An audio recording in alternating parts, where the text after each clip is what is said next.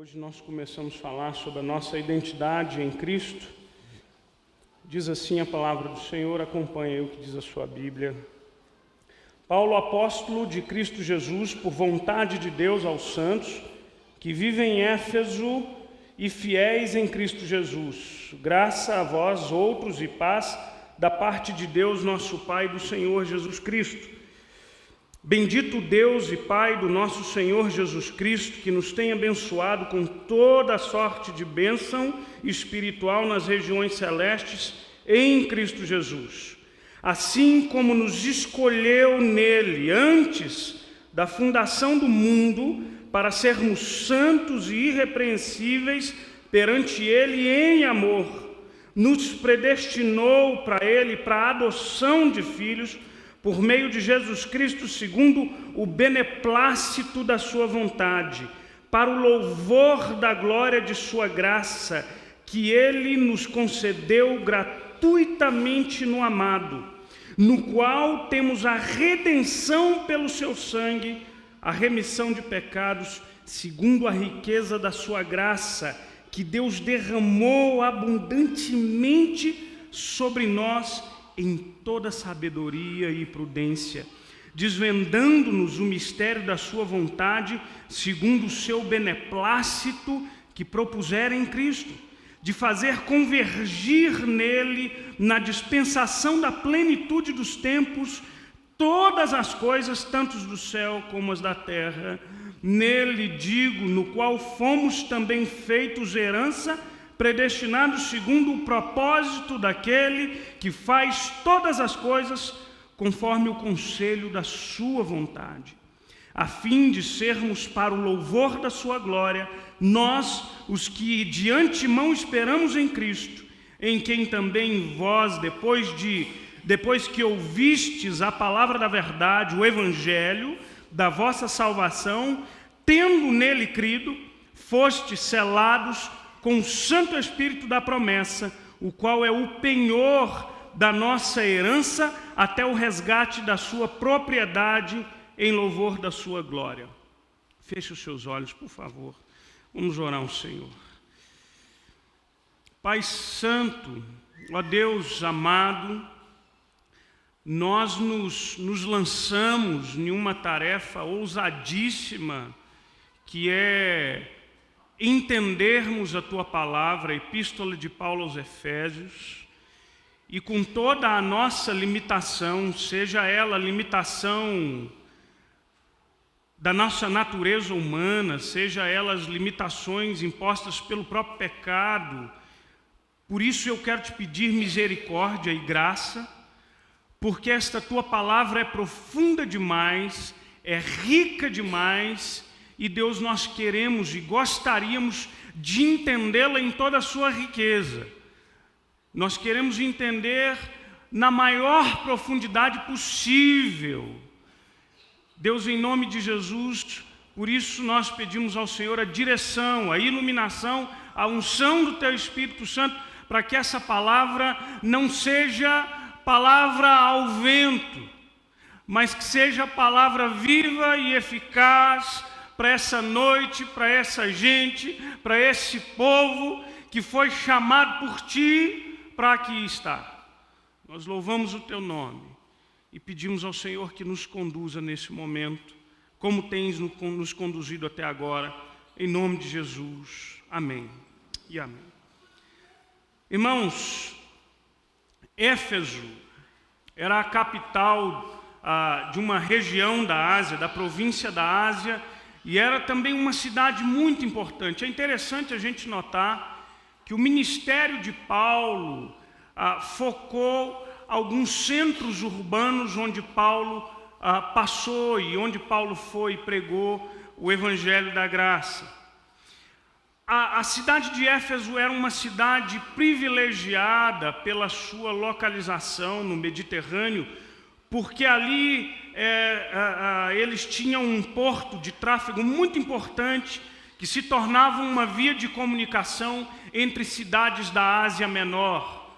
Éfeso, Pérgamo, você vai ver, por exemplo, aquelas igrejas da Ásia Menor mencionadas no livro de Apocalipse, nos primeiros capítulos, do livro de Apocalipse.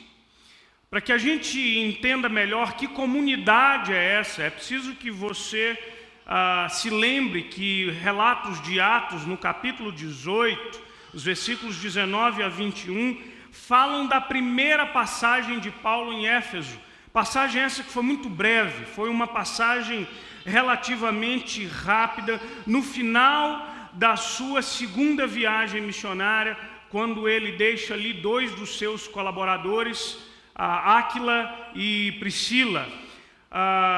Não tarda muito para que Paulo retorne àquela região, para ficar a princípio 3 meses. O fato é que as circunstâncias e a vontade de Deus determinou que Paulo ficasse ali por 3 anos.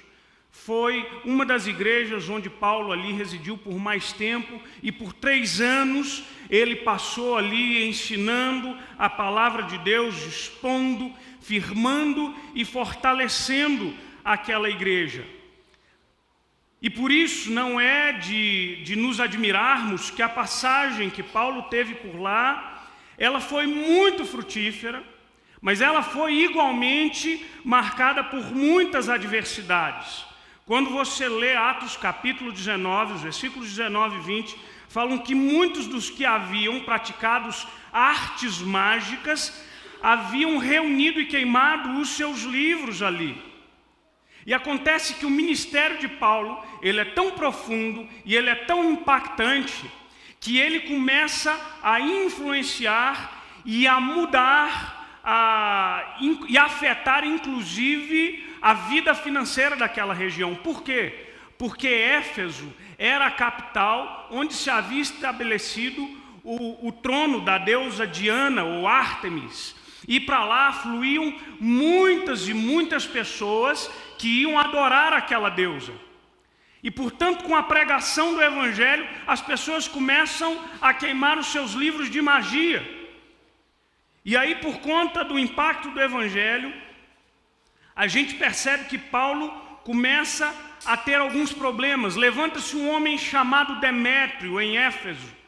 Esse homem, ele é um ourives. E o que aconteceu? Demétrio reúne outros homens e ele incita um grande tumulto contra Paulo, porque ele dizia: esse homem vem pregando um outro caminho, dizendo que não há outro Deus senão o Deus dele. E acontece que há muitas pessoas se convertendo, e a nossa atividade econômica está sendo abalada. E aí uma grande multidão se revolta, e diz a palavra do Senhor que por horas eles reunidos, aquela turba empolvorosa, gritava: deusa Diana, a deusa dos Efésios, deusa Diana, a deusa dos Efésios. E ali Paulo é preciso que eles ajeitem para que Paulo fuja, porque não havia mais possibilidade naquele momento ele permanecer ali. Mas essa passagem de Paulo foi a passagem que lançou os fundamentos para o nascimento de uma igreja sólida, irmãos. E é preciso a gente notar, e é interessante a gente notar, que a carta à igreja de Éfeso é a única carta dentre os escritos de Paulo que Paulo escreve não motivado por nenhum problema aparente dentro daquela comunidade. Quando você estuda as epístolas paulinas, como por exemplo Coríntios, talvez tenha sido a igreja mais problemática de todas as comunidades para as quais Paulo escreveu. Coríntios havia uma diversidade de problemas. Paulo, por exemplo, pontua a facção e a briga e a divisão dentro da igreja. Uns diziam: eu sou de Apolo, eu sou de Paulo, e etc. Havia licenciosidade no seio da igreja, pecados que Paulo dizia: olha, para mim é até difícil nominá-los. E dentre outros muitos problemas, como por exemplo a confusão do exercício dos dons, quando Paulo vai precisar orientar essa comunidade nos capítulos 12, 13 e 14 da sua epístola aos Coríntios. Quando, por exemplo, você lê a epístola de Paulo aos Gálatas, Paulo está ali focando na questão dos judaizantes. O que eram os judaizantes? Eram os cristãos provenientes do judaísmo, que queriam transformar o cristianismo em uma nova versão queriam transformar o cristianismo numa nova versão do judaísmo. E à medida que o evangelho foi sendo pregado para os gentios, esses judaizantes começaram a tentar fazer com que esses gentios que abraçavam a fé cristã circuncidassem, ou que eles aderissem aos rituais de purificação, de lavagens, de alimentos e etc. Quando Paulo escreve a Timóteo e a Tito, por exemplo, ele está escrevendo a 2 jovens pastores que enfrentam dificuldades em suas comunidades. Quando Paulo escreve a Filemão, Paulo está dando algumas orientações para que Filemão receba Onésimo, um escravo que havia fugido, mas para que agora ele receba esse Onésimo como irmão no Senhor. O fato é que a igreja em Éfeso, a carta que Paulo escreve a essa igreja, ela não é inspirada por nenhum problema aparente. Paulo não vai tratar de nenhum problema no seio da igreja, mas Paulo quer aqui fortalecer, fundamentar e solidificar essa comunidade.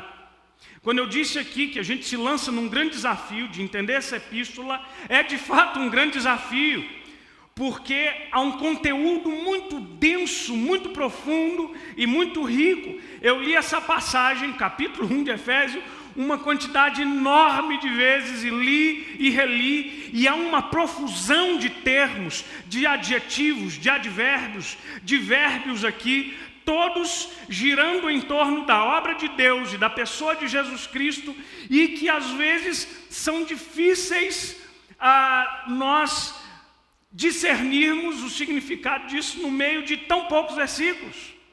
E é interessante que Martin Lloyd-Jones, que foi um grande pregador inglês, ele escreveu 6 livros.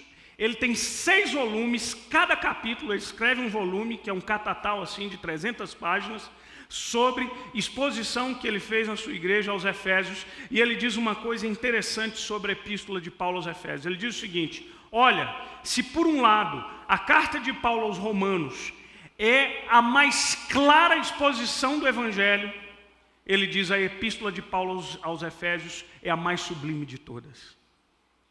J.I. Parker define o propósito dessa epístola afirmando que aqui Paulo não está preocupado com distinções. Aqui Paulo está preocupado com as dimensões, a dimensão do amor, a riqueza da graça de Deus, a nossa herança em Cristo Jesus, as realidades celestiais, as implicações para a igreja enquanto corpo de Cristo. Irmãos, então nós começamos hoje, no capítulo 1 da Epístola de Paulo aos Efésios, falando sobre a nossa identidade em Cristo Jesus. E é sobre isso que eu quero te desafiar, e é sobre isso que eu quero partilhar com você nessa noite. A nossa identidade em Jesus Cristo. E o primeiro aspecto da nossa identidade em Cristo Jesus é que nós somos escolhidos. Olha o que diz assim o versículo 4. Assim como Deus nos escolheu nele antes da fundação do mundo. Irmãos, preste atenção nisso. Quando nós pregamos aqui no Salmo 127, que falava muito sobre trabalho, eu estava relembrando um fato que eu acho importante trazer novamente à tona aqui. A Revolução Industrial foi um momento na história da humanidade que transforma não só as formas de trabalho e de produção, mas de alguma forma a Revolução Industrial ela afeta a nossa própria identidade. Ela afeta a forma como nós nos entendemos, como nós olhamos para nós, olhamos para o trabalho e olhamos para o outro. E é interessante a gente perceber que com a ascensão dessa revolução industrial, o trabalho é exercido de uma outra forma. E é interessante que até hoje a gente vê fruto disso, que hoje nós somos muito definidos por aquilo que nós fazemos. Quando você pensa o seguinte, e aí eu quero que você pense aí com você, quem eu sou? Quem sou eu? Você chega diante de uma entrevista e aquela pessoa vai te perguntar, defina quem é você. Provavelmente você vai dizer, meu nome é fulano de tal, eu tenho tal idade, a minha formação é essa, o meu trabalho é esse. A nossa profissão, ou aquilo que a gente faz, ela passa a se misturar com a nossa própria identidade. Mas há um outro fato interessante na Revolução Industrial também. Começou-se a produzir muito mais do que se podia consumir, não é verdade? Olha só, mulheres, antigamente se produzia um sapato para o trabalho e outro sapato para o domingo. E de repente, esse pessoal se viu na situação seguinte, aqui no Brasil, uma época de transição, de acabando, né? A Inglaterra fez uma grande pressão para que o Brasil acabar com a escravidão, eles precisavam de mercado para consumir, aquela história de fazer as coisas para inglês ver, né? Então tá bom, a gente acaba, assina a Lei Áurea aí, mas essa turma não tem condição de consumir os sapatos que a gente vai produzir. Então, a grande jogada isso aconteceu muito também nos Estados Unidos, e pesquisas de marketing que foram feitas, e ali, em momentos de crescimento econômico dos Estados Unidos, que eles se reuniam para dizer como é que a gente vai fazer para esse povo comprar mais do que a gente precisa.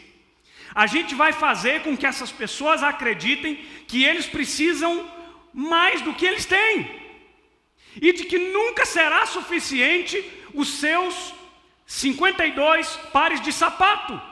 Você não é uma centopeia. E aí é interessante que a gente começa agora também a ser definido por aquilo que a gente tem.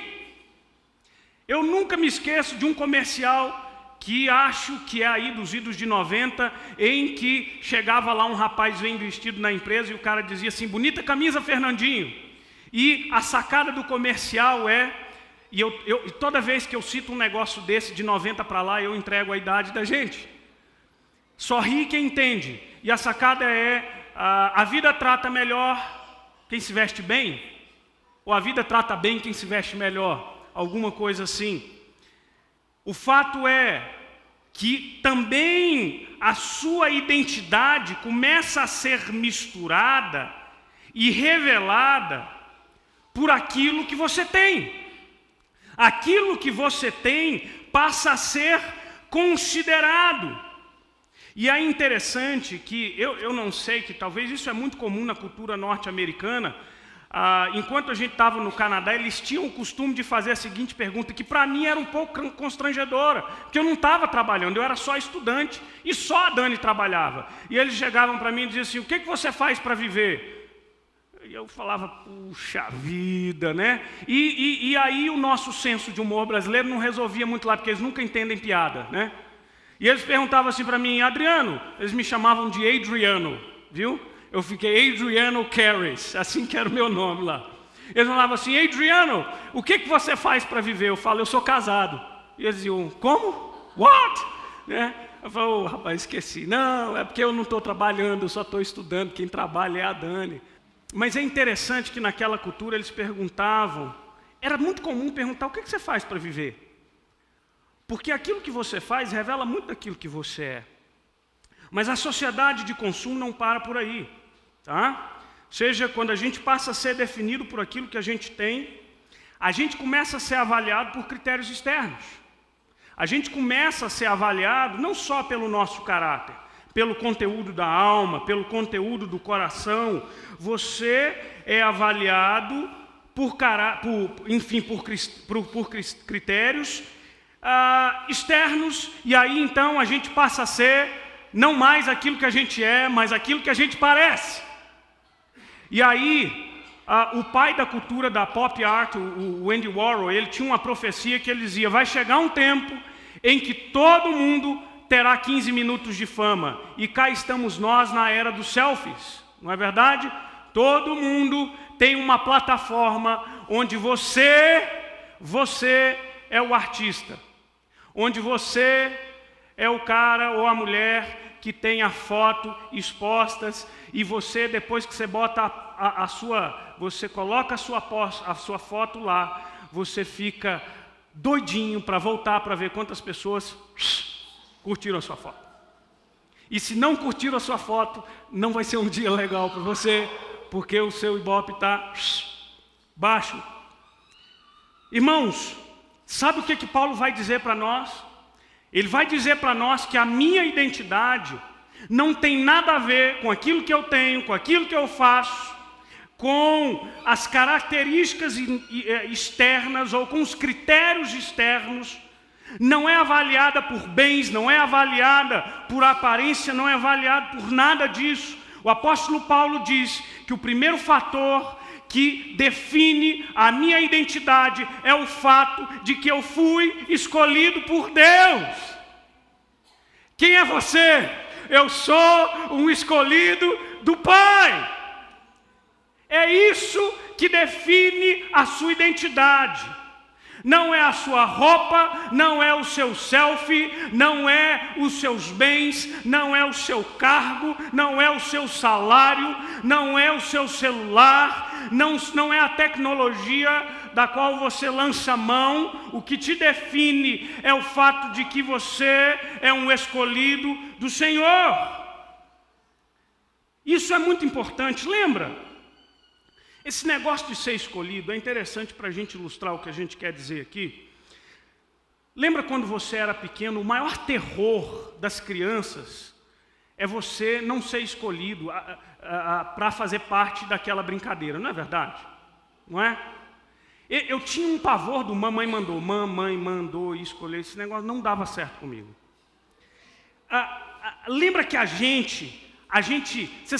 nós meninos, no tempo que a gente ainda jogava bola na rua, normalmente era assim, pegava os dois rapazes melhores, e aí cada um ia para escolher. E isso sempre era um momento muito frustrante para mim, porque eu nunca era o cara, isso só aconteceu no Canadá, viu gente? Lá eu escolhi o time, viu? E aí, eu nunca era o cara que escolhia o time, isso já me deixava um pouco frustrado. E aí é muito triste quando o cara fala assim, eu quero aquele que está do seu lado. E o cara diz assim, aquele outro, ele escolheu do seu lado. E você começa a ficar por último. Aí você vai ficando meio tristinho, sabe? Vai dando a vontade de ir embora para casa, não é? E aí, gente, é interessante o fato de que é terrível a gente ficar de fora. É terrível a gente não se sentir bom o suficiente para fazer parte de determinado grupo. E aí eu percebo que uma quantidade enorme dos nossos atos, presta atenção nisso, tente olhar para você e perceber o número de atitudes suas que revelam o seu desejo de ser reconhecido, de ser admirado, de fazer parte, de ser aceito. O quanto que isso acontece com o adolescente, uma fase confusa de definição de identidade, o quanto que o adolescente busca a concretização da sua identidade no grupo, ele precisa fazer parte, mas você sabe qual é a boa nova? A boa nova é que na nossa relação com Deus, você não precisa ser bom o suficiente, porque Ele te escolheu, não foi baseado no seu mérito, mas foi no mérito de Jesus Cristo. Para Ele, você não precisa ser bom ou ruim, o fato é que para Ele te escolher, Ele o fez no mérito do seu próprio Filho, e Ele olhou para você na sua eternidade e disse, eu quero você é meu. E é isso que define a sua identidade. O Deus que é criador dos céus e da terra, o Deus que é soberano, antes que houvesse mundo, determinou que você seria dele e que nada o tiraria das mãos dele. Nós somos escolhidos por ele. E é isso que define a minha identidade enquanto filho de Deus. Mas há um segundo fato que define a nossa identidade, é o fato que nós somos adotados. Olha o versículo 5. E nos predestinou para Ele, para a adoção de filhos por meio de Jesus Cristo, segundo o beneplácito da sua vontade. Irmãos, vivemos em um tempo, e isso me incomoda, mas é um tempo em que a figura paterna é uma figura escassa. Entender acerca da adoção dos filhos de Deus e da paternidade de Deus talvez seja um desafio para muitos dos meninos que aqui estão, ou foi para muitos de nós.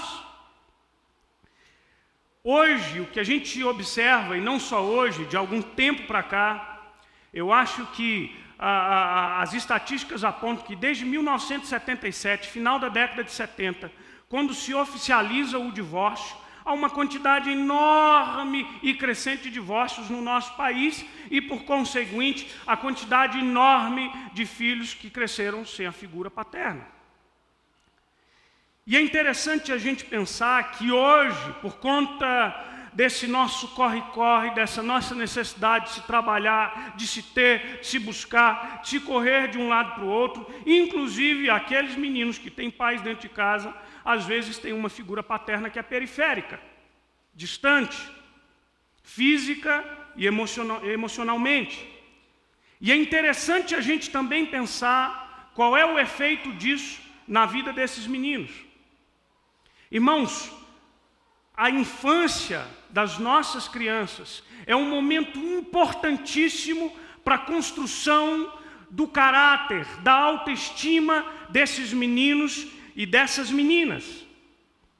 É nesse momento de pequeno que a gente aprende o nosso valor, mas a gente não aprende por abstração, a gente aprende por afetividade, por palavras, pelo toque, pelo companheirismo de quem pega na mão e diz: vamos lá, gente boa, vamos lá, amigão, vamos lá, minha filha. E é interessante a gente perceber, e a gente já vê uma geração assim, uma geração que é extremamente afetada pela ausência de pais, e hoje muito pela ausência de mães também. Sabe uma coisa que me chama muito a atenção? É que eu fui desses filhos do divórcio. Já a figura do meu pai foi uma figura distante para nós desde muito cedo, porque mesmo quando meu pai estava, ele não estava. E depois ele passou a não estar definitivamente. E porque meu pai não estava, a minha mãe precisou trabalhar para sustentar os 3 filhos que tinha. E a minha história é a história provavelmente de muitos desses que aqui estão. Mas é interessante que a gente acabou tendo que se criar. A gente vai aprendendo coisas, a gente vai aprendendo a se virar, a gente vai aprendendo a assumir algumas responsabilidades. Mas o fato é que, à medida que a gente cresce, a gente percebe que algumas lacunas ficaram. E aí, sabe uma coisa que eu percebi? Durante muito tempo na minha vida, eu precisei lidar com a baixa autoestima. Isso era interessante. E como é que eu percebi que eu tinha uma baixa autoestima? Eu me lembro de uma coisa, do pouco convívio, depois o meu convívio com meu pai virou anual, né, tempo de férias. Mas eu me lembro que eu já falava tanto quanto eu falo hoje. Então Deus já havia me chamado para ser pastor, mas eu nem sabia, né? Falar já era um hábito. E eu me lembro que, como eu falava muito, e hoje eu até entendo um pouco mais os meus pais, porque eu tenho 2 meninas dentro de casa e uma esposa que concorre relativamente comigo, eu me lembro do meu pai falar assim, quando eu falava muito, ele me chamava de "tá aí também só o pessoal da década de 80. Tetê Espíndola, lembra quem era? Tetê Espíndola era uma cantora. Ela ganhou desses festivais aí, dos últimos festivais de música, e ela tinha uma voz muito estridente. Muito estridente. E aí eu começava, meu pai falava: ô, Tetê Espíndola. Aí eu calava a boca. E aí a gente foi crescendo, e eu tenho um irmão quase da minha idade. Nós somos 1 ano e 3 meses de diferença. Ou seja, a diferença é muito pequena. Mas qual o problema de se ter um irmão tão próximo de idade? É que o seu irmão é sempre um fator de comparação, é ou não é? Faz uma coisa errada, ó, o seu irmão. Tira uma nota ruim, seu irmão tira a nota melhor. E aí a gente cresceu, e aí você sabe quando a gente chega naquela pré-adolescência para a adolescência, que é a pior fase, meninos, não me levem a mal, pior fase da vida da gente? É terrível, porque os seus pés já cresceram, os seus joelhos já cresceram, os seus dentes já cresceram, mas o resto ainda não acompanhou. A sua testa está salpicada de espinha, e a sua voz, quando você abre a boca, ela falha. Ela oscila entre a infância e a fase adulta. Não é verdade? E essa foi uma fase muito difícil para mim. Eu sempre fui muito magro, magérrimo, muito magro. E eu me lembro que eu sou um pouco mais alto que o meu irmão, mas ele, como era um tamanho mais reduzido, então isso tornava um pouco mais compacto, né? E eu me lembro que nós, adolescentes, enquanto na escola classe, as meninas elogiavam ele, porque ele era mais parrudinho. Eu falei, não é possível, não vou ficar para trás, vou para a academia, vou puxar ferro. Todos os dias, dava o horário, acho que 5 horas da tarde, eu tinha 2 amigos muito próximos de mim, a gente se reunia na casa dele, comia um pão com ovo e ia para a academia. Hoje evoluiu demais, é proteína, é não sei o quê, era o pão com ovo e a gente ia para a academia. E eu me lembro que eu fui para a academia porque eu fiquei cansado do pessoal falar que eu tinha as pernas muito finas. E o problema é que não resolveu até hoje. Baixa autoestima. E é interessante que eu nunca havia percebido o quanto isso havia me afetado. Mas eu tive um momento muito curioso, uma jornada muito curadora para mim, esse tempo que a gente viveu no Canadá, porque de repente eu estava distanciado de tudo e de todos, e alguns autores chamam um momento da vida da gente como uma segunda jornada, a jornada para dentro, e eu entendo que eu vivi esse momento.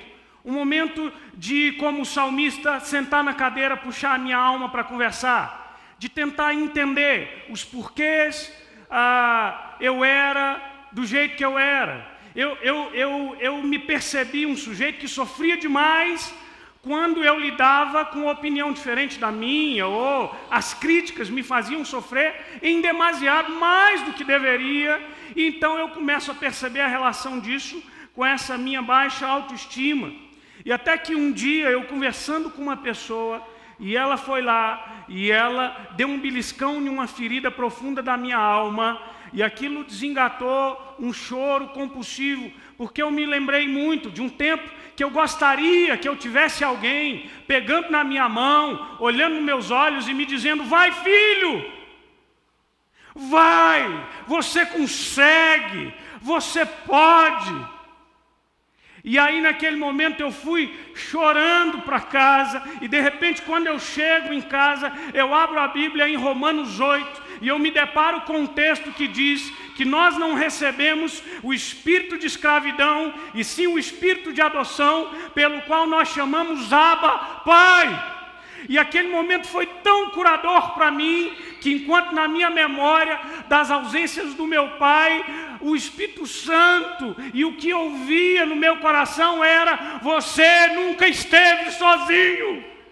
Você teve um pai, você foi adotado como filho de Deus. Nunca e nunca um segundo, um momento sequer, nos momentos mais difíceis, mais dolorosos, mais tenebrosos da sua vida, eu me percebi que eu tinha sim aquele que me adotou, que me regenerou e que me permite olhar para os céus e dizer, ó Pai. E é isso que define a minha identidade, o fato de que eu sou filho dele. E presta atenção, eu quero dizer uma coisa muito importante aqui, para os adolescentes dessa igreja, para os meninos e para as meninas. Você não precisa fazer tudo para agradar a todos, ou para ganhar a admiração de gente que demanda de você aquilo que desagrada a Deus. Você precisa entender que você é amado por Ele. Não importa o que você faça, não importa o quanto você erre, não importa as suas notas, não importa as suas limitações. Ele te adotou, Ele é o seu Pai e Ele te ama. E a única e a maior preocupação que você deve ter não é agradar os seus colegas, mas agradar a Ele. E isso é libertador. Quando a gente entende que a gente precisa ter a humildade, a preocupação de viver para a glória desse Pai, a gente se liberta da escravidão, de ter que agradar todo mundo, de lutar por um naco de admiração, da necessidade de ser elogiado todo dia, porque a gente tem uma certeza: Ele me ama, e Ele me ama com amor gratuito. Ele é Pai. E isso nos define. Não existe nada, isso é definição de graça. Não existe nada que você pode fazer para Deus te amar mais. E não existe nada que você pode fazer para Deus te amar menos. Isso é graça de Deus. A Bíblia também dá um terceiro aspecto da nossa identidade em Cristo. Nós fomos redimidos. Versículo 7 assim diz: no qual temos a redenção pelo sangue, a remissão dos pecados, segundo a riqueza da sua graça. Para que a gente entenda o peso do significado da palavra redenção, nós precisamos nos lembrar do contexto no qual essa palavra era aplicada aqui. Seja em uma sociedade, como no Império Romano, era uma sociedade escravocrata, em que a mão de obra escrava, ela fazia parte do cotidiano daqueles cidadãos ali daquela época. Falar em redenção é algo que eles entendiam muito bem. Havia algumas formas em que se fazia um escravo. Seja, o escravo podia nascer escravo, filho de um escravo. Um escravo podia ser feito escravo através, por exemplo, de uma batalha em que se conquistava um reino, se conquistava um outro reino. Então você era fruto de um espólio de guerra e a sua família, os seus bens, a sua vida passavam a pertencer àquele que venceu a guerra. Mas havia também uma outra forma em que se faziam escravos no Império Romano. Existiam aqueles que se faziam escravos para pagar a sua própria dívida. De repente o sujeito não tinha como pagar a sua própria dívida, e eles diziam, então, para aquela pessoa, dizia: agora eu e a minha família, eu pertenço a você. Agora eu, Adriano, a Daniele, a Letícia e a Beatriz não temos mais liberdade, porque agora nós pertencemos à sua família. Mas havia um jeito de se reverter o processo de escravidão, era o resgate. Então, quando alguém, um redentor, alguém que vinha com dinheiro e pagava uma quantia e dizia: eu estou dando esse dinheiro porque eu quero dar a liberdade de volta ao Adriano, a Daniele, a Letícia e a Beatriz. A Bíblia diz que nós fomos redimidos, no qual em Jesus nós temos a redenção pelo seu sangue. A Bíblia diz que todos nós somos pecadores, e porque somos pecadores nós temos uma dívida que eu e você não podemos pagar. Então, de repente, Deus, na sua eternidade, olha para nós e diz: eu vou pagar o preço, e eu vou entregar o meu filho Jesus, e ele vai derramar um sangue precioso na cruz do Calvário, e esse sangue vai ser o pagamento pela vida daqueles a quem eu escolhi. E nós, então, pelo sangue de Jesus Cristo, recebemos a redenção que vem de Deus. E Paulo explicita isso de forma maravilhosa quando ele escreve aos Colossenses, dizendo que ele nos libertou do império das trevas e nos transportou para o reino do Filho do seu amor, no qual temos a redenção do pecado.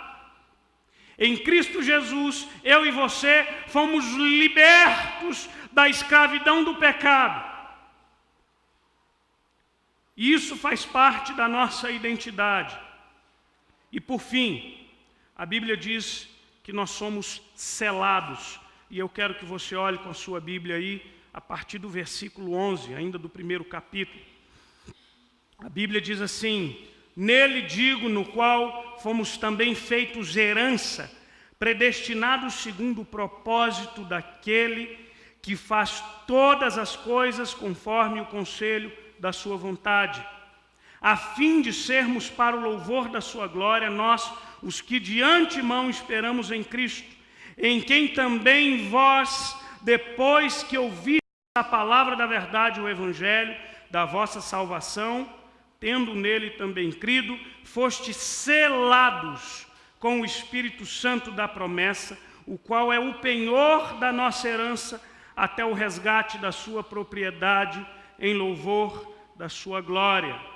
Irmãos, o que a gente observa é que nós depositamos a nossa identidade, o nosso sentido de valor em coisas que nos são externas. E às vezes, infelizmente, a gente tem alguém que ajuda a pisar aquilo que foi feito à imagem e semelhança de Deus. É quando o casal, nas suas discussões, diminui um ao outro. É quando nós, nas nossas diferenças, machucamos um ao outro. E então a gente parece que perde aquele senso de valor. A gente é ferido dentro, bem dentro da gente.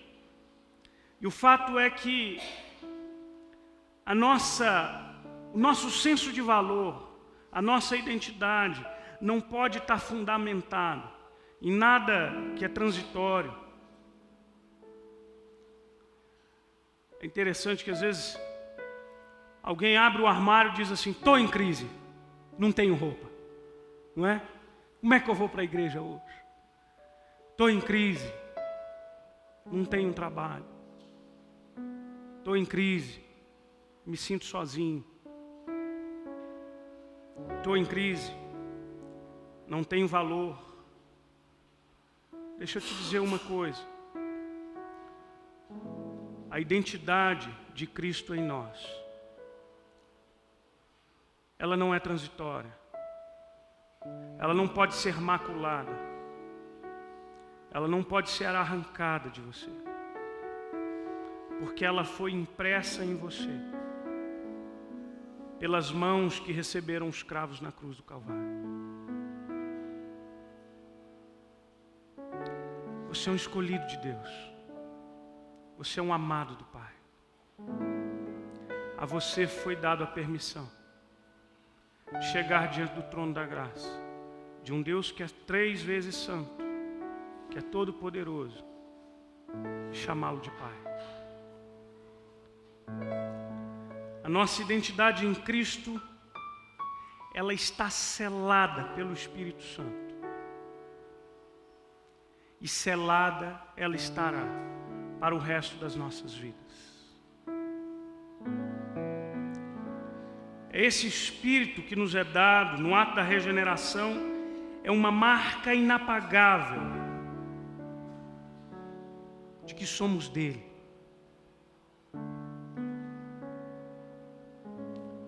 Nos méritos de Cristo.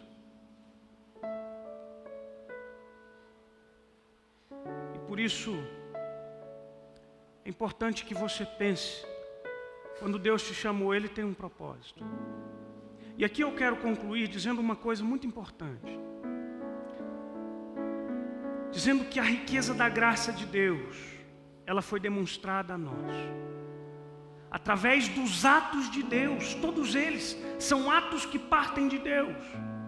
Ele nos regenerou, Ele nos remiu, Ele nos adotou, Ele nos transformou, Ele derramou sobre nós a sua bondade, Ele nos selou. todas as ações de Deus, descritas aqui nesse capítulo, elas passam na pessoa de Jesus Cristo. O que eu estou querendo dizer? Eu estou querendo dizer que Efésios é o livro que vai falar do propósito de Deus para a sua vida e para a vida da sua igreja. E de que nós que somos regenerados e refeitos em Cristo, fomos chamados para algo muito importante. Algo que vai além da minha corrida diária para ganhar o pão de cada dia. Algo que vai além do meu desejo e da minha ânsia de aparentar aquilo que eu não sou. O propósito daquele que me chamou vai além da minha angústia para com o meu bem-estar e o bem-estar da minha casa, vai além. Os atos de bondade e de graça de Deus para conosco são para que eu vivesse para Ele. Várias vezes aqui o nome de Cristo é vinculado aos atos de Deus, dizendo que nós somos abençoados em Cristo, versículo 3, escolhidos em Cristo, versículo 4, adotados por meio de Cristo, versículo 5, receberemos graça em Cristo, verso 6, redimidos pelo sangue de Cristo, verso 7, receptores do beneplácito de Deus em Cristo, verso 9, feitos herança de Deus por meio de Cristo, verso 11, selados, porque cremos em Cristo. Sabe o que isso quer dizer? Que tudo isso que Deus fez por você foi para te chamar, para viver como um santo irrepreensível, para a glória dele. Ganhar dinheiro, trabalho, isso é importante, mas passa a ser secundário. Quando a gente entende que o chamado de Deus para a minha vida tem um propósito muito maior, que sobrepuja tudo que é temporário, tudo que é vulnerável, tudo que é frágil, tudo que é passageiro, mas há um propósito eterno de Deus para mim e para você. E por isso, se tem em você o selo do Espírito Santo de Deus, não jogue fora a sua vida, porque você foi chamado por um propósito. Quando você sair lá fora, as pessoas precisam olhar para você e perceber que há em você algo diferente. E perceber que há algo em você, algo que não há em outras pessoas. E esse selo e essa marca que foi colocada em sua vida, ninguém arrancará de você. Até o dia que Ele vier. Porque esse Espírito é o penhor. Você está penhorado, você está garantido. E eu quero te dizer que não é pelo seu mérito, mas você está garantido pelos méritos de Cristo, selado com o Espírito Santo de Deus. Feche os seus olhos, vamos orar ao Senhor. Fomos chamados para viver o louvor da glória de Deus.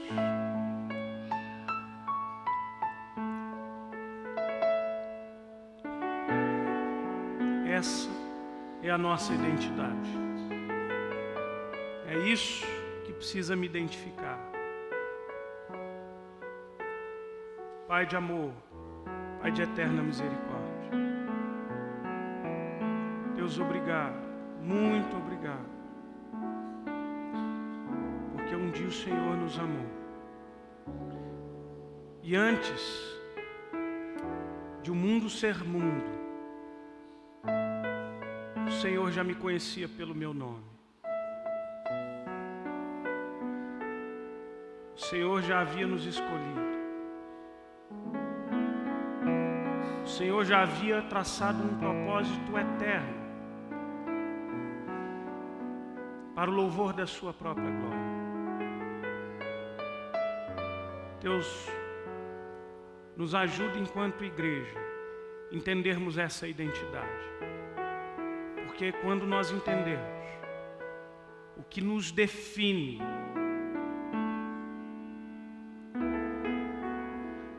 nós brilharemos no mundo. Nós mostraremos a glória de Deus por onde quer que nós formos. E que assim seja. E aqueles, Pai, a quem o Espírito Santo incomoda, se há dúvida de que eu ainda sou um desse, fui regenerado ou não fui. Se há um incômodo em você, o Espírito Santo de Deus, que fala aos nossos corações. E que haja salvação nessa casa em nome de Jesus. Nós louvamos o Teu nome pelo Teu cuidado. Em Cristo que nós oramos a Ti. Amém e amém. Deus nos abençoe, irmãos. O Senhor cuide de nós, em nome de Jesus.